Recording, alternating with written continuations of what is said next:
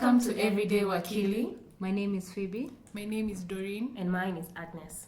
This is our second episode, and we shall continue our discussion on the Data Protection Act.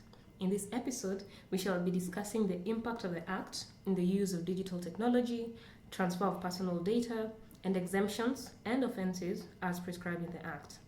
Just to recap, in our last episode, we discussed the establishment of the Office of the Data Protection Commissioner, the registration of data controllers and data processors, principles and obligations of personal data protection, and grounds for processing of sensitive personal data.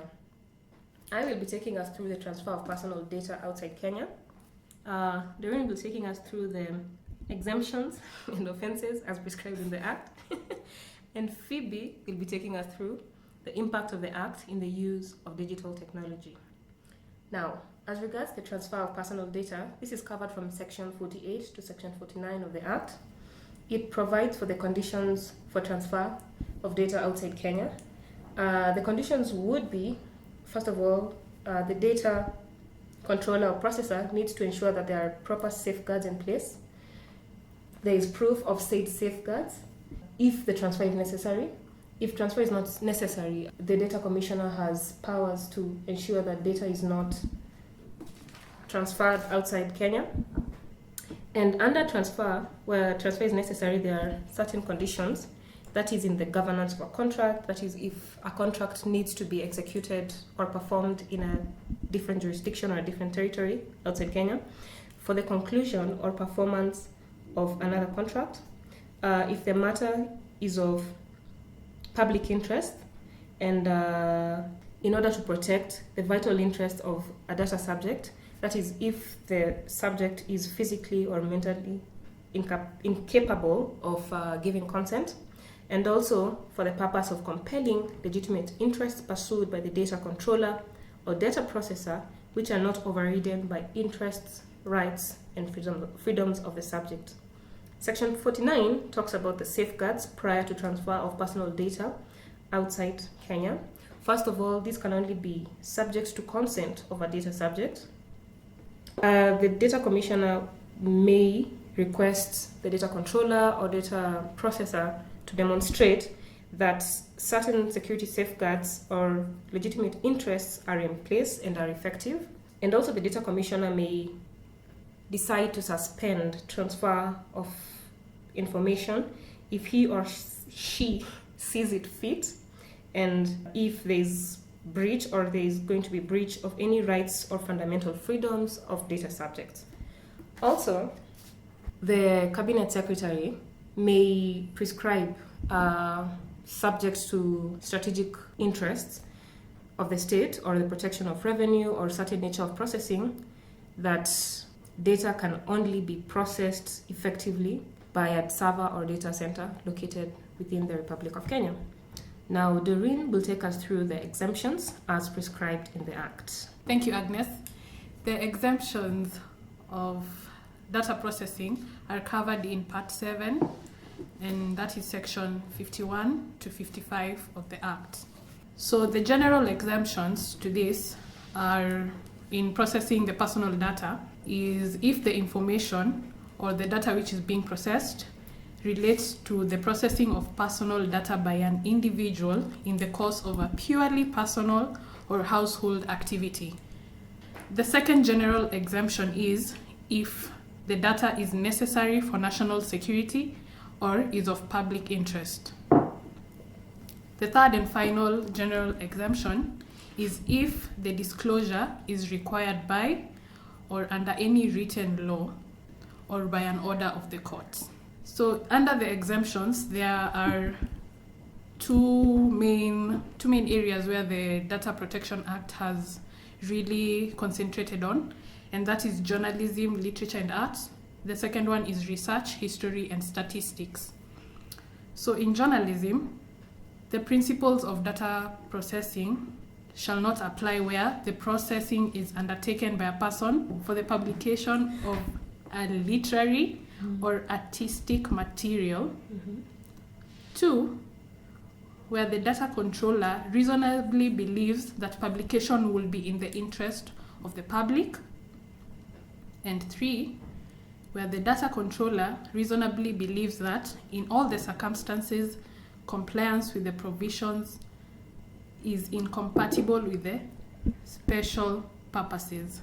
So this section guides mostly media houses because they have to be in line with their code of ethics and any other law that is guiding them. So where the data controller believes that the information they are publicizing is necessary, then it might be exempt from the principles under this act. The second one, research, history, and statistics. There are only two situations where it can be exempt, and that is if the data processed is in compliance with the relevant conditions. The conditions being that the data processor is to take measures to establish appropriate safeguards against the records being used for any other purposes. This point would go into public institutions and also people who are in school. Maybe if you need to do your dissertations and your thesis.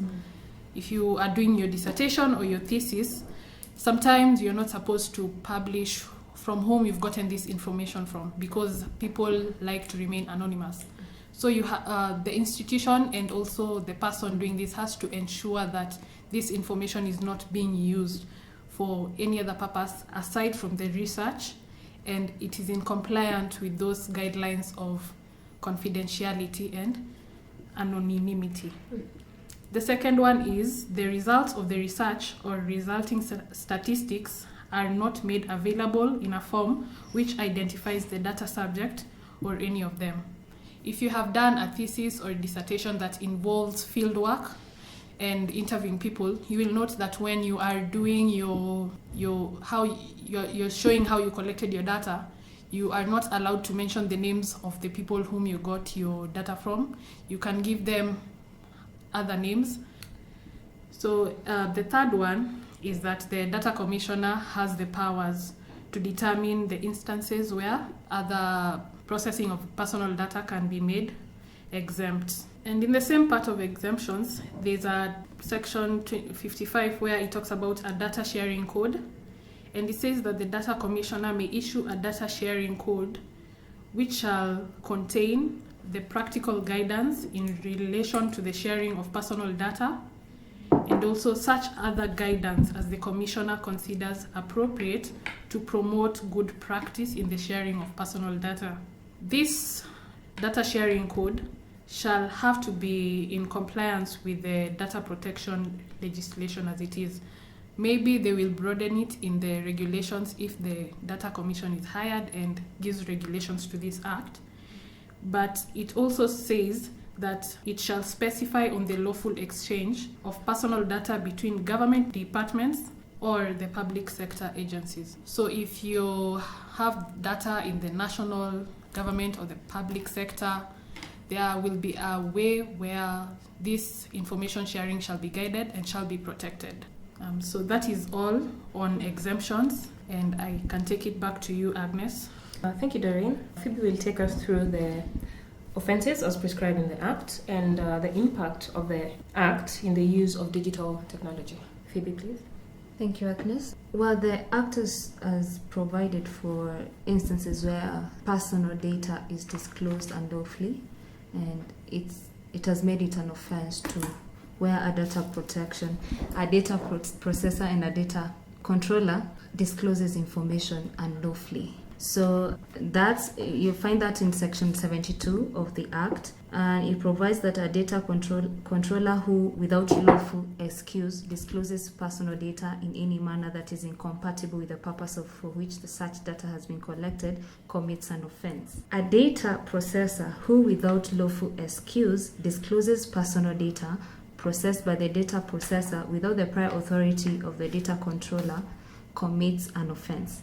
Now, subject to where a person obtains access to personal data or obtains any information constituting such data without prior authority of the data controller or data processor by whom the data is kept or discloses personal data to a third party commits an offense. Now, this does not apply to a person who is an employee or an agent of a data controller or a data processor acting within the scope of such mandate.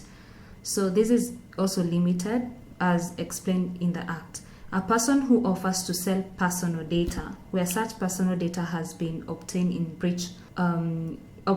and lawfully commits an offense. So this also applies to an advertisement indicating that a personal data is or may be for sale constitutes an offer to sell the personal data. To get more on the Act, also you find that even the part section 73 explains more on offenses and penalties when you commit an offense. So the impact that the Act has, now I'll start with the Office of the Data Protection Commissioner.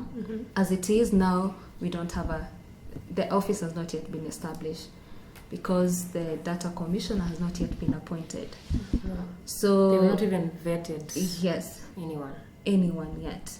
So that means the Act is not yet operational because, well, the main office or the office is not yet in place to ensure that the implementation of the Act begins. So that's one of the challenges as it is since last year, November 2019. It's now challenging on how, because a lot of things, it's not like data is still being processed and such things. So, and I think the government's actions are detrimental to we members of the public because, I mean, what was the relevance of having this Act?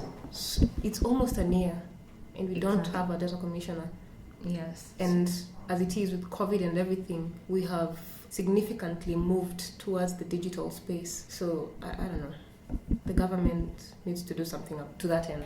Yeah, to that end. So, well, with that, even the fact that the Act is not operational, on the Office of the Data Commissioner, from the Act, it's not going to be an independent office. It has no protection under the Constitution, specifically Article 249(2), which gives details, or rather, it outlines what independent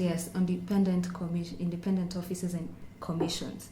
It's not going to be an independent office, and I think that would also be challenging for that office to perform its functions because it's going to be a state department sort of. So maybe it falls under the executive. So it does fall under the executive, under the Ministry of ICT. Exactly. So and it falls under the Ministry of ICT, and a lot of even the Act how it outlines a lot of functions are also dependent on. You'll find that.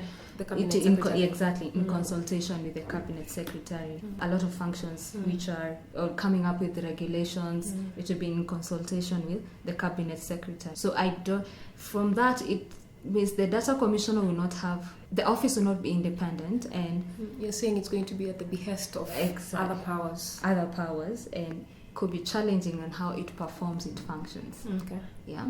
How do you then monitor, even because it's all either public or private institution? So how do you then keep the government in check in how they share personal data?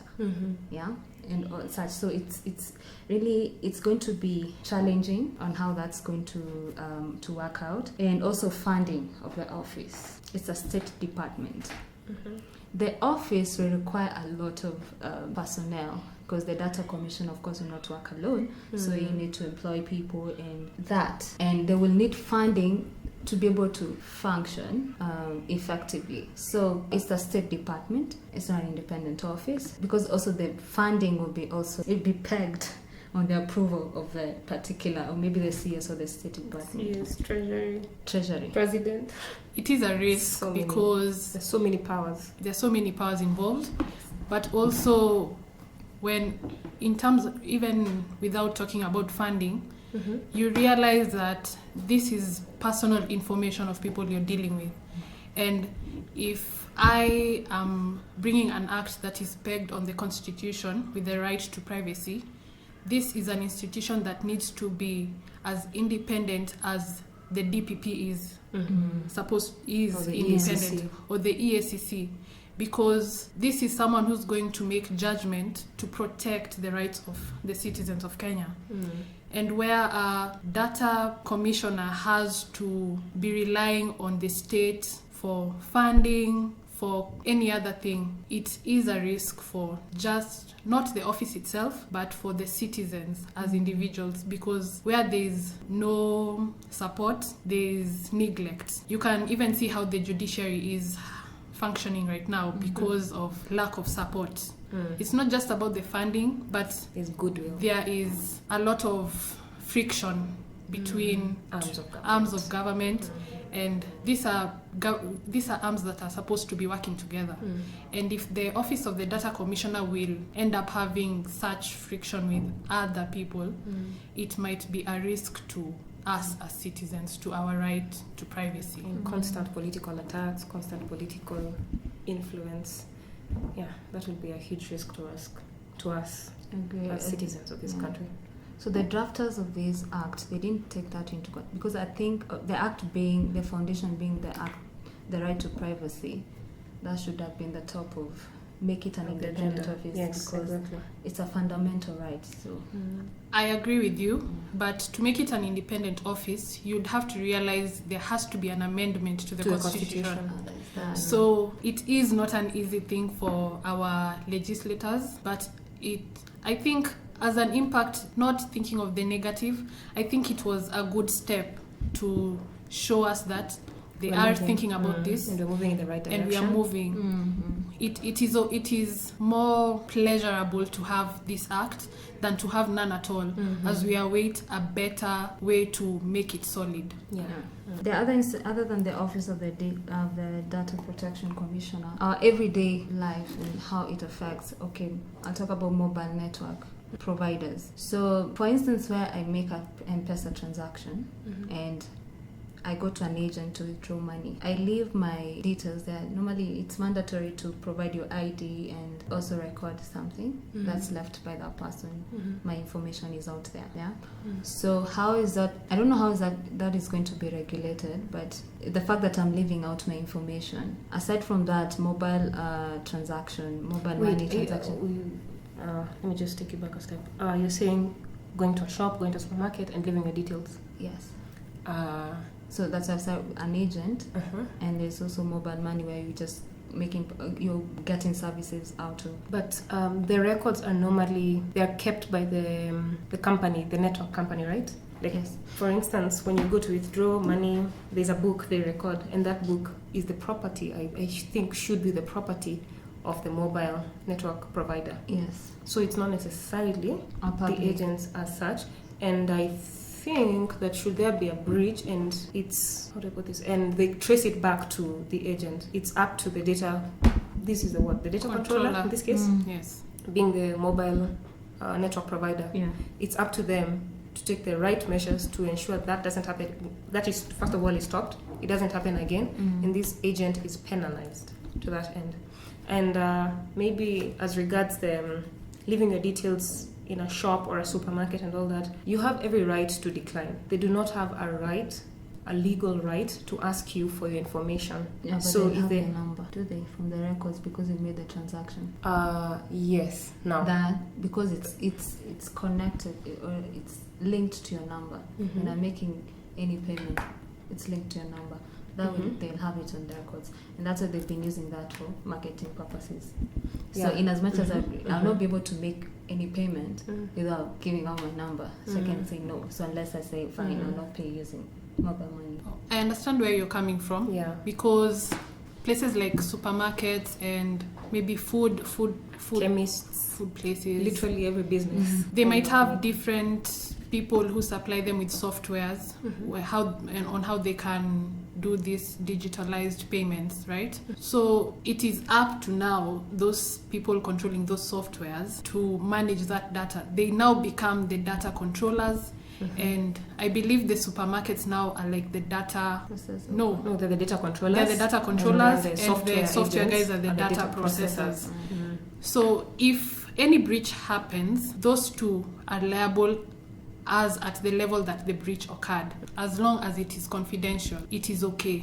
They are not supposed to sell it without this person's knowledge. They are not supposed to give anyone, because then it's, in as much as you're in a public place going for your own shopping, between you and the seller, you as the buyer, that transaction is between you. No one else is supposed to be aware of what you're doing. And even I think mobile network providers must publicly clarify on the extent where they allow data processors, who would in this case be shops, supermarkets, whatnot, to what extent they allow them to use personal data. Just because I am transacting via your platform doesn't mean this person can then again start, communicating to me and writing messages and whatnot. I mean, no.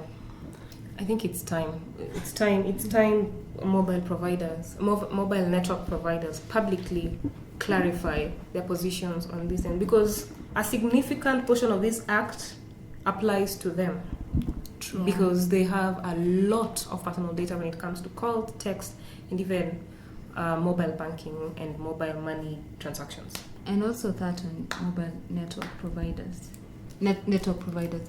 So we have registration of data processor and controller. The requirement is to register. The Act says every data processor and controller, they have to register, and the register will be public domain. Now that means it doesn't, even M-Pesa agents will have to go and register. They have to be registered. Now, does the Act provide when you can cancel if you stop being a data processor controller? Because agents, or mobile network agents for mobile money, it's a business. So if you stop, do you cancel out that on the register? You see, as agents, they are under data. I think the data processors, because this data belongs to the mobile network provider. Yeah. So the mobile network provider is the controller, and the agent is the processor. So for you to get a number to transact as an agent, you have to go to the data controller, you give your details, your business details, and you register with them, and they have the right to accept or decline your application. And it is up to them. It is up to them when this agent stops business. It is also up to them to stop this transaction number. But you get people selling these numbers to other people. You get a number that was being used in Nakuru, now in Nairobi, but with a different person.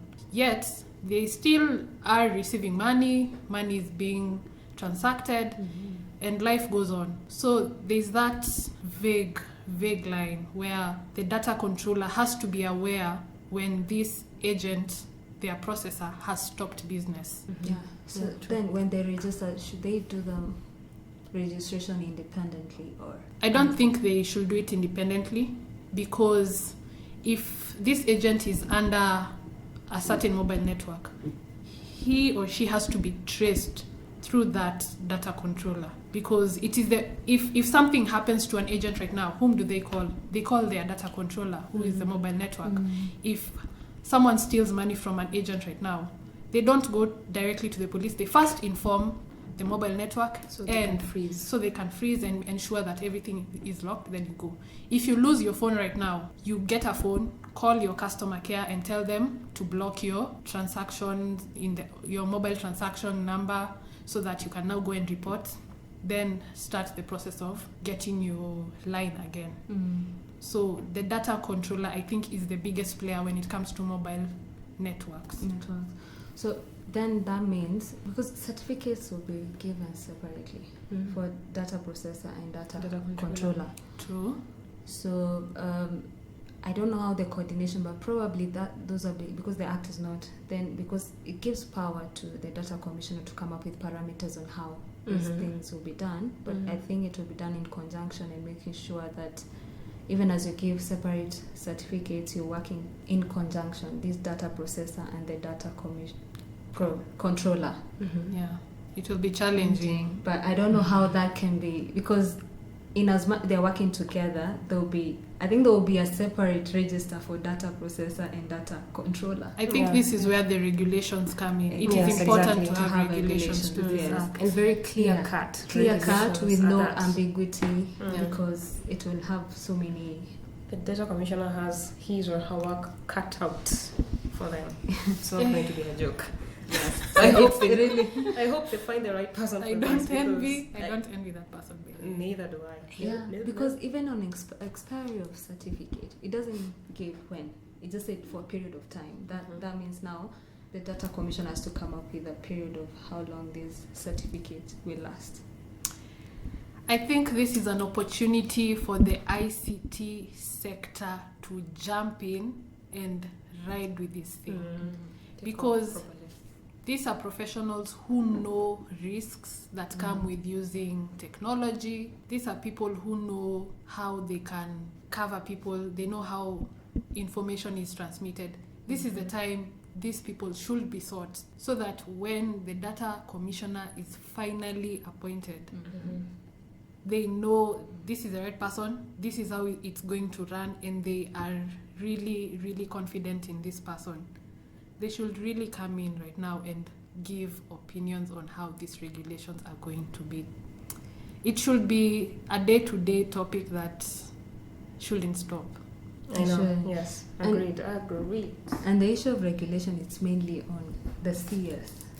I think that Section 71 talks about the CS will come up with the regulations.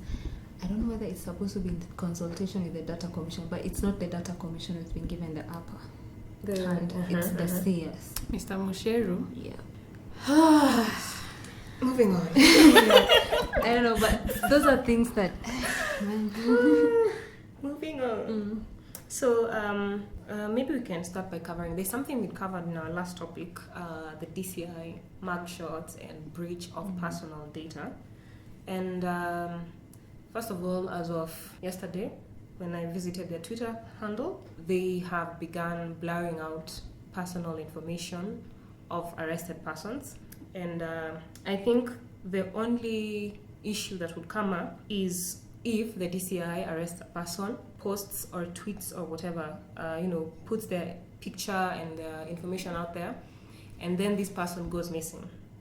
Because then that would bring in the issue of habeas corpus, which is basically produce the body. And it is used to move government institutions. It's an administrative action that is used to move government institutions to produce persons. So does anyone have anything else to mention to that? In my opinion, also, I think it is good that they are blurring photos right now. And they're blurring information. They're also blurring the photo, the face. Yeah, they're also blurring the face, not just the information. I think they're only giving the name of the arrested person. And on the issue of habeas corpus, if anyone would argue that it covers it, as you said, it's an administrative action. And when you are granted this, it is done in court. It is not done in the police station. It is not done in the police headquarters. When someone is going to be produced, they're going to be produced in court, dead or alive. So officially, I think it has its pros and cons. It is good that they are acknowledging they have arrested this person.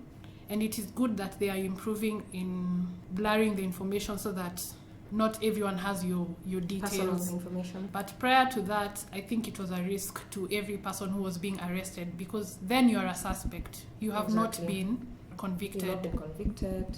Mostly, a charge has not even gotten to a prima facie stage. So prima facie basically means once you're arraigned in court and you take plea and the judge or magistrate decides whether you do have or you do not have a case to answer. That is what prima facie means.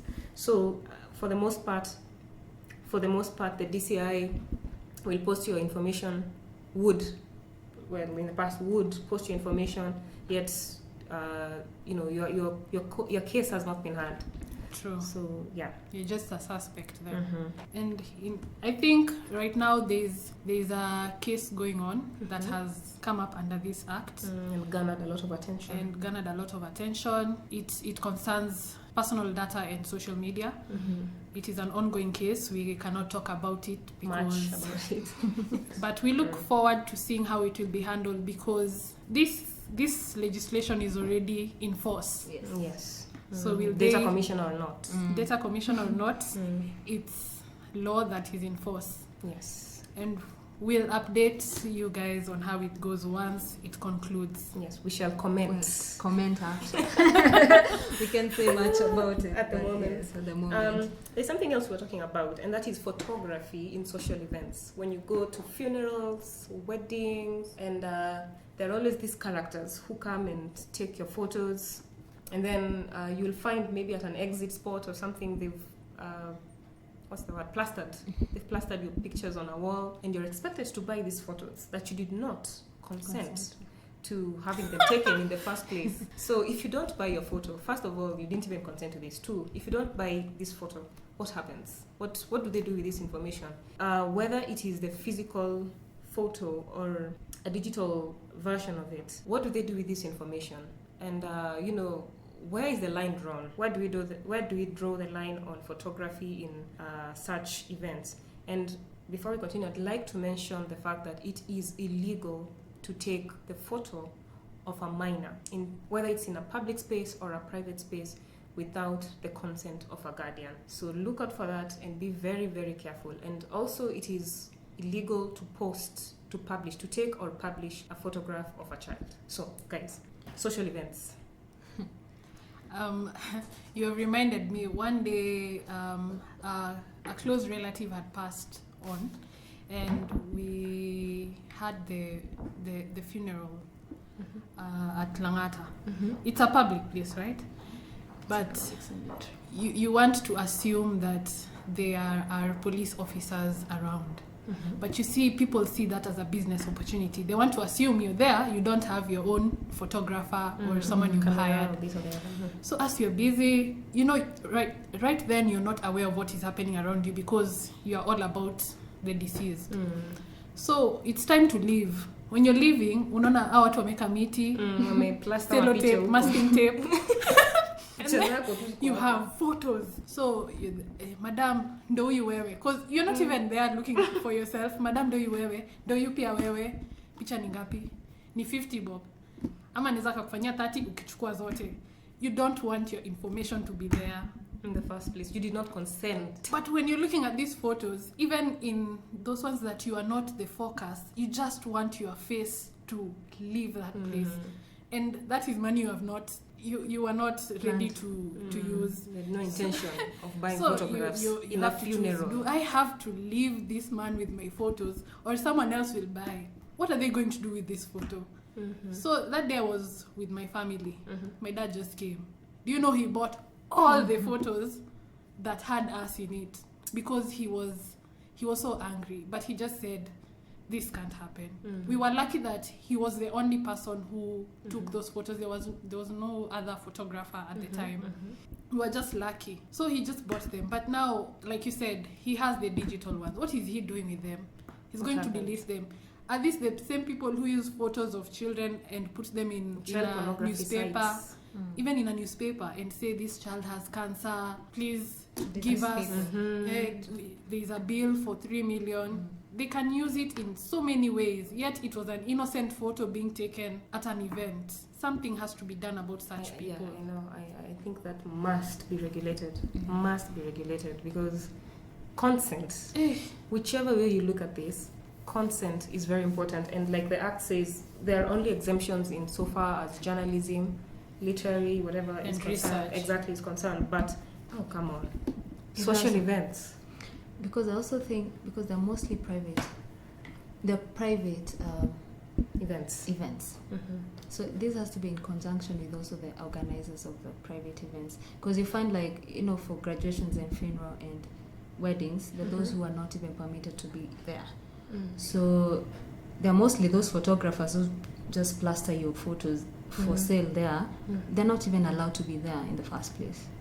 The organizers they just have to ensure it's something that should be done in conjunction while you're here, because you find like weddings, the fact that you've attended also, there'll be photographers for those who've been paid to do the job of contracted. Yes. So you can just say because you've consented the fact that you attended that wedding, your photos will be taken. But then for people who are outsiders, the photographers who should be stopped.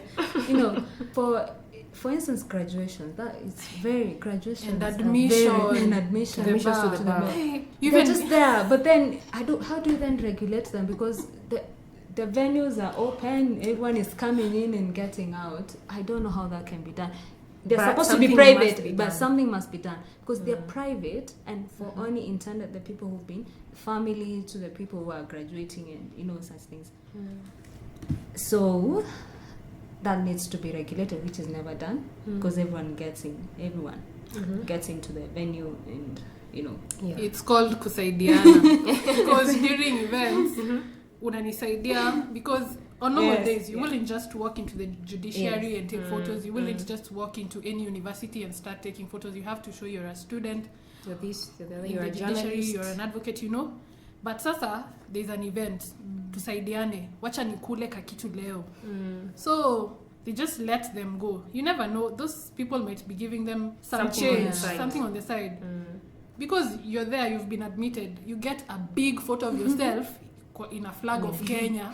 Ati madam, hii unaweza weka kwa Kwa nyumba, ama kwa law firm yako, kwa ofisi. No. I didn't ask for this. Yeah, I did not consent to this. That was the last time. During my time, I didn't buy any Me of those too. photos. But Neither did I. I just told them Neither do did whatever I. you want to do with it because Choma, and wash a jiko now, whatever. No, I'm not buying. because Yeah. you will never buy everything about yourself everywhere. You No. won't. Mm-mm. But these people need to be sorted very soon. Regulated. Which brings us to NGOs. We were just talking about NGOs, especially foreign NGOs that come here, take pictures of ravaged looking children and people generally, dirty, sick, deprived, whatever. And then they plaster those on their websites and use that to crowdfund and get money for apparently, in quotes, helping the needy in Africa. There is also that. I don't know if they can be made to understand that the point of registering an NGO or getting a permit to work in Kenya, that photography, and especially as involves children, names as involves children, and any personal information, well, not just children, but even persons who have been sexually assaulted and do not want to have the information out there, or literally anyone, if they can be made to understand or even undertake in writing that they will not be involved in any form of personal data breach or publication of personal data. I think it is important for such organizations to be aware of these laws concerning data, because you get to hear news about people who are abusing this right of help, where they come, they show that this is an institution that needs help. It can be foreign aid, local aid. Yet these people will get that aid, but they are maybe defiling these children. The children are not the ones who are ending up getting the help. Yet benefiting. Their data is being used to send to people to show them how these children are struggling. Ravaged. Like recently, just the other day, they were showing do I call it it's just a home, a children's home kind of, in one of the slums in Nairobi. And these children they were being defiled, they were being sodomized, they are male. And the worst part is these people have been getting funding, they have been using that leverage. And it was not until these people who went to help them, and some went to the clinic, that they noticed this child has a problem. When they checked him out, they realized he had been sodomized, and it was not the first time. And then that's when they started opening up. And one of them even said, I learned it from wale wakubwa wenye walikuwa hapo. The would-be guardians. The guardians are the ones who are teaching the children. The elder children are doing it to the younger ones, because now it's a cycle. Yet they are getting money to help these people who can't. They have run away from homes that are not suitable for them to come to be helped. Yet now people are misusing their information to get money, but they are still abusing them. It is important for these NGOs also to be put under this act, in my opinion, because they are dealing with minors, and they use the minors to get help. And before I forget, the other point would be, I know we said in Kenya especially, our media is controlled by a certain code of ethics, and I think we have a law in place where you cannot transmit photographs of people involved in terrorism, Yes. victims of terror, victims of accidents and whatnot.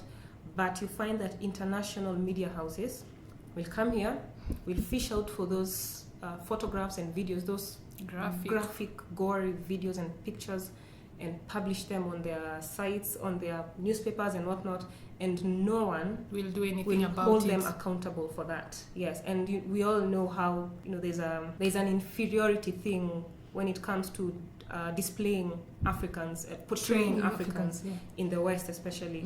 So that is something that has to be critically looked at.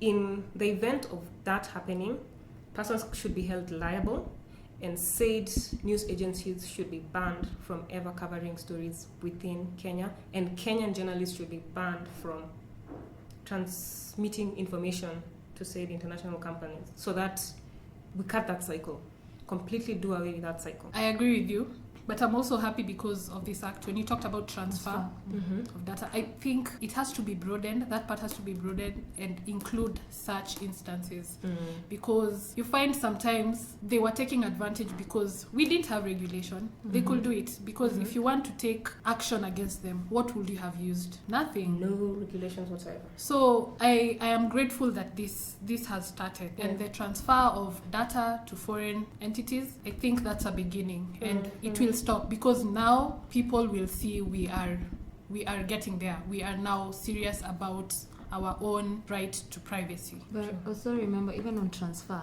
media under exemption. Media is one of the... Yes. Yeah. So in terms of just reporting, so where do you draw the line? So on transfer, they need now to clarify on that, on graphic, photos, or anything like that, because media is exempted from... Okay, it's not fully. They are exempt exempted to the from extent graphic that information. they are also abiding by their code of ethics and the self-regulation that comes with the media house. I can't remember that act, but there is an act There is. in place. one. There is. Yeah. And even CAK are in charge. That's why you saw during the Westgate terror, when it happened, action was taken on a certain I media remember house. after the Garissa incident, someone was arraigned in court in Kiambu for circulating images of hurt and victims of terror in Garissa University. You've even gone so far. The famous night meets of our famous leaders. Guys were arraigned. Were arraigned in court because Yes. Okay. you're not supposed to do that. So I think that's pretty much it. I don't know. Do we really need to cover searches on government databases, fake news? I think you guys should tell us. You can tell us on our media platforms what, if you want us to continue expounding on the data regulation. And what you'd like to know, what you need to know on the same. Engage us on our social media platforms. Well, maybe as a final, it's important to understand that as far as data protection is concerned, it's not, the right does not end with you. There's someone else. There's someone else next to you. There's someone else. It's important to understand that data protection goes hand in hand with right to privacy. And if you would do to others as you would like them to do to you, as far as privacy and data protection is concerned. I'm trying to say, use your common sense when you're putting information out there. Be careful, be informed, be respectful. I'm protecting myself, I'm also protecting you. Exactly. Simple. So thank you for listening to our second episode. Please engage us on our social media platforms, and we have one handle for IG, Facebook and Twitter at Everyday Wakili. You can also write to us on everydaywakili@gmail.com. Look out for our next topic on our social media platform this week, and engage us on what you would like us to talk about next week.